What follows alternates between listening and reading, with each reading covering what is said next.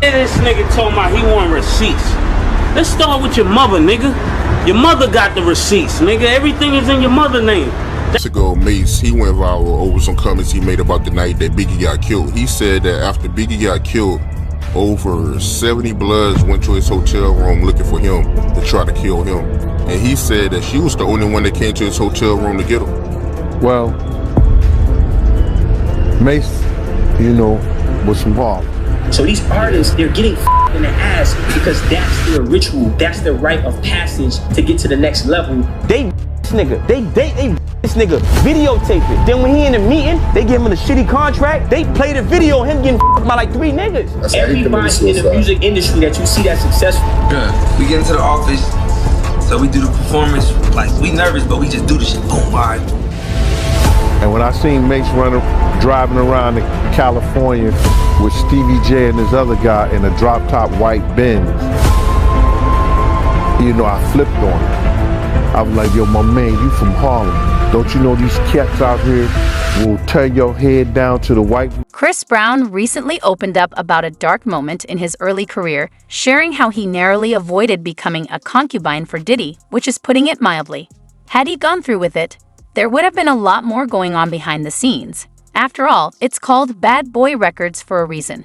To understand the full picture, let's add some context. Mace, who's been revealing Diddy's secrets since Biggie's death, has accused Diddy of playing shady games with everyone's money. Let's start with your mother, nigga. Your mother got the receipts, nigga. Everything is in your mother's name. That's the one who got the receipts, nigga. You need more proof, nigga? Biggie ain't here, so Big can't give you no receipts. He dead. Craig Mack can't give you receipts. He dead. What are you talking about? Who else? Black Rob can't give you receipts. He dead. And everybody else you made sign paperwork so they can't talk about what I'm talking about. I'm the only one with the guts. And I sign it, nigga. Cause I ain't need the money. All money ain't good money. Remember that. Remember that. Remember that, nigga. You know who to play. Anyway, all of this really blew up after the Cassie Hotel video, allegedly involving Diddy, got leaked. Since then, people have come forward, claiming Diddy did all kinds of shady things. I'm not saying everyone is right, but it's hard to believe they're all wrong. Some OGs have been calling him out from the start, but nobody believed them. Now, clips are resurfacing, backing up King Mace's claims about the shady rituals and sketchy deals hidden in those contracts. Diddy was having relations and he couldn't get off. So he was complaining to her one time that, you know, he couldn't get off, and for him to get off, she had to pinch his nipples real hard for him to get off. I mean, yeah, man, this lawsuit is wild, man. She should have had on white polish, fingernail polish. No, man, we shouldn't be laughing about that, man, you know, because she is a victim. You know what I'm saying? She is a victim, man, and if this is her victim story, we gotta be more, I think more compassionate. She was 17 years old at the time. She was fascinated by that whole thing, getting on a G4, G5 jet, you understand? And what was her parents, man? What was her daddy? Her mama. They didn't miss their child. She didn't come home that night. I don't know, man. I can't fathom the whole idea, man. But it's crazy. When you hear about this stuff, right, like the 17-year-old girl saying that, you know, Diddy, he couldn't get off unless she pinched his nipples real hard, and you got Cassie saying that, you know, he'll make her look up BBCs and he like to masturbate while she get paid by BBC. You not surprised when you hear about this stuff, right? Bruh, I knew about the butt plug fetishes because I saw that with my own eyes. I knew about him and Kim being swingers with other people, whether it was another male or another woman or a male and a woman together. I saw that with my own eyes. You gotta realize is that after 2005, I didn't see anything that Puff was doing or what he didn't do. Puff had got addicted to opioid. and being addicted to those things bring other drugs on. I seen Puff smoke a cigarette. I never saw him smoking a cigarette. He was on the beach smoking a cigarette on YouTube. Then I seen him, you know, smoking weed and drinking. I was like, that ain't the Puff I know. Drinking like he was and doing all like that. And so that ain't the Puff that I knew. You understand what I'm saying? You gotta realize he had a certain respect around me because I was his OG from the same gang. You understand? And he knew I was law enforcement. He knew I didn't play certain things. So he ain't gonna do what he do around other people in front of me because he know I'm gonna check him on that. But what you trying to do? So to say that what he's being known for with Cassie, I can only equate to some of the things that I seen him and Kim go through. You understand what I'm saying? So people get mad, you know, but it is what it is. I can only equate his actions like that. Crazy, man. So all this stuff about him having fetishes is true. Oh, no doubt. Especially if he getting butt plugs in different flavors. But speaking of butt plugs, right, I remember some years ago, Cameron, he did an interview and he told a story about how he went to Diddy house with Mace. Yeah. And he found the dildo in the sink. I think that was crazy. I think that was out of, and then Mace said that was Puffs. I think he said Mace said that was Puffs, but Mace was in the bathroom with it. I don't know what that was all about, man, but that was real weird to me. That was crazy. Crazy, man. But before we get off of that, right, I remember you told me a while ago that, you know, Mace, he used to live with Diddy, and he know a lot of stuff about Diddy that a lot of people don't know. Man, it's a lot of stuff that Mace and Usher know that they ain't telling about Diddy. It's a lot of stuff that they know. Can you imagine, bruh? Can you really imagine? What you mean by Usher, though? Usher used to stay with Diddy, too. Yeah. We get into the office, so we do the performance. Like, we nervous, but we just do the shit. Boom, all right.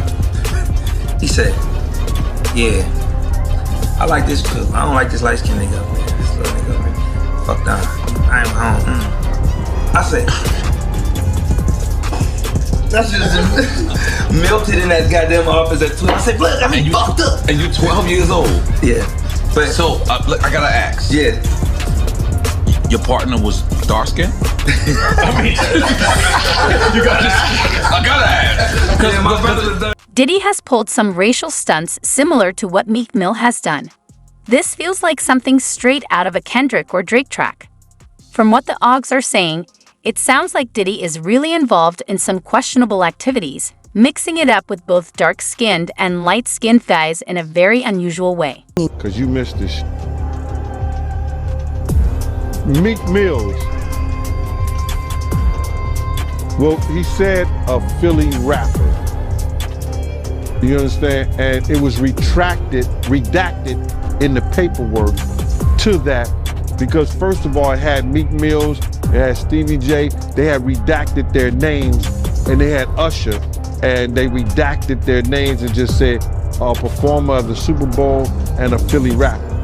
Everybody kind of knew back in the day that Meek Mills and Puff was a little too friendly. Anytime two rappers or two people in the industry come dressed up alike on more than one occasion, listen here, man. My dudes in Philly, I got some real strong dudes in Philly. They don't play that shit.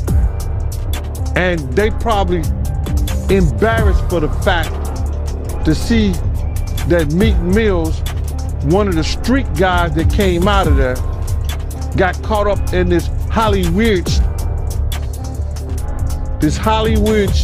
whereas that he's dressing like, he dressing the same, he dressing like Diddy, hugged up with Diddy. I think that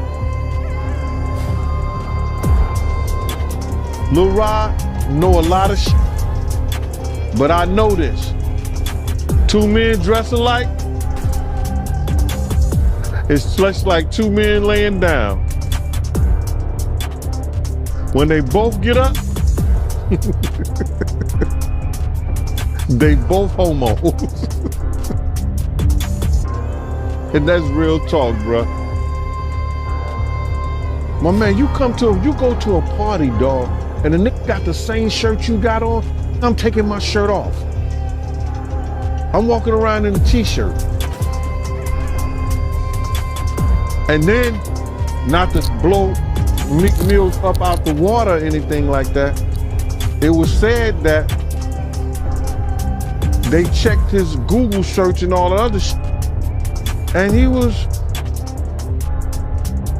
searching for some online gay porn and all that other shit like that. Oh, wow. That shit is crazy, bro. But listen, those are what, you know, it's crazy that money, that lifestyle, and you trying to fit into something get you. These guys never set out to do all this shit. Meek Mills, when he got into the game, he didn't set out to be questioning about his manhood with Diddy. But he put that self. Jan Deal isn't the only one speaking out. There are several other bodyguards who have worked with Diddy making similar claims. They're all saying the same thing, adding to the growing concerns about Diddy's actions. Think about Gene Deal. What you got? Gene Deal, I know Gene Deal. Puff hired Gene Deal to work with him. Whatever Gene's deal beef is with Puff, I don't know. For me, Gene Deal, I had no problem with Gene Deal. I just go off of what, you know, I hear about Gene Deal, but I don't like to comment on it because I don't know the facts. But as far as Gene Deal, I ain't got no problems with him. You know what I mean? And whatever he's doing is what he's doing. Like, you know what I mean? That's his life. You know what I mean? It's his mind, his feelings. You know, I try not to get in other people's feelings because once you do that, then you become an enemy or you become, you know, something else. You understand what I'm saying? Right. So I try not to make too many comments on people. But you did have a comment about him when he slipped. Yeah. Something happened and he's your security. You know, that's the number one question in the streets. How can you be security and these people die? Like, you know what I mean? That's something that Gene got to handle. I can't answer the question. You know what I mean? In his defense, he'll say, "Oh, I wasn't big security. I was Puff security." But, you know, you're still security nonetheless. You're still security. But whatever made him lead to that decision that he made, he's a grown man. He made the decision. You know what I mean? But I just think that sometimes, and it's not only directed to Gene, to me, you know, we gotta watch who name we use and how we use it. Right. A lot of bitterness, and then just they'll just make up anything. I feel like from views now. Like, right. Your man. That's why I like your man. He actually called in to Gene Deal's show and tell him what it was. Fact, right there with him. Yeah. That's what he do. That's what he like to do. So, you know, like, even Gene, you know, he feels like, yo, that's your man. You riding with your man. You know, I'm in the middle. Like, I don't got no beef. I don't want no beef with my man, and I don't want no beef with you. This is why I say what I say. Like, this is my man's feelings. This is the way he feel. I'm not gonna try to change his feelings for what? This is the way he feel. You know what I mean? Gene, I'm telling my man, this is the way he feel. I'm not gonna change his feelings the way he feel. Like, you know what I mean? So, at the end of the day, we all grown men, we gotta feel our feelings out. Come to a common thinking, you gotta come to a common point, B. Like, and that's the thing with him, like, whatever, all I say is this to Gene. Puff Daddy gave you a job. So for whatever that's worth, that's worth. Like, for me, I'm not gonna shit on Puff when Puff gave me the opportunity to be anybody that I wanted to be in this industry. Because Puff started 0-2. It It was Puff's ambition, it was Puff's drive, it was Puff's tenacity, and that's what got Puff to who Puffy is today. So Puff, and through that process, from Puff being to that point, to the point he is now, he gave dozens and dozens and dozens of opportunities out. So whoever took advantage of their opportunities, took advantage of the opportunities. Whoever didn't. You know, and Puff don't look at the people that didn't take advantage of the opportunities bad. He just says, yo, I gave you the opportunity. So it's up to you what you do with it. I ain't gonna be mad that you choose not to take advantage of your opportunity. That's up to you. I took advantage of my opportunity. So don't be mad at me for taking advantage of my opportunity. And that goes with the world. The thing is, like, did Jada Pinkett fuck Tupac? I don't know. There was a lot of fucking wives and fucking girlfriends. I know that. A lot of fucking. I mean, you know, I don't like I said, man, only way that I'ma know that they fuck is unless I seen them fuck. Right, just like a person saying, yo, that person is gay. Only way I know they gay is unless you do gay shit. And I seen you do gay shit, I can't take nobody else's word for it. Right. And I don't want to be on somebody's dick IRA about that. Even if you say you fucking her. Right. You ain't gotta be fucking her. How many times motherfuckers lied on their dick? Right. Yo, I fucked her. And you ain't fucked me, you lying on your dick. Plenty of that goes on in our hood. But all you gotta say it. That's all you gotta do is say it. Right. Be like, yo, I fucked her. And being who you are and your status or where you are, people think that you're telling the truth when you could be lying. So now, me, the question, did Faye fuck Tupac? No. This is my belief. Did Misa fuck Suge? No. This is my belief. Like, you know, I wasn't there. Did Christopher Williams suck Puff's dick? No, I wasn't there to see this. So I can't sit here and say, yeah, this happened. No, that didn't happen. No, it didn't happen because I ain't see it happen. And that's where I'm at. And this is what helps it for me. Like, you know, because we can't believe rumors. Because a rumor can go any way. Like, we got to know for facts, for sure, that this happened or that happened. The big issue here is that it's not just Diddy facing these gay allegations. The entire Bad Boy Records label is also under scrutiny. You mentioned in a previous segment Chronic 2000. There was an artist on Chronic 2000 by the name of Capricorn that Suge spoke on in regards to Puffy. Can you tell me who Capricorn is and how she ended up on Chronic 2000 and what her history with Puffy is? Yeah, Capricorn is a cool chick. She was young when she was around Death Row. She was like 19 or 20. Capricorn is Stormy. She was Stormy's best friend when the issues out there when Stormy faked her robbery. She, no, that's an inside joke between me and him. And when she allegedly got robbed in her house, and we had to move her behind the gate into one of Reggie houses in Porter Ranch. Well,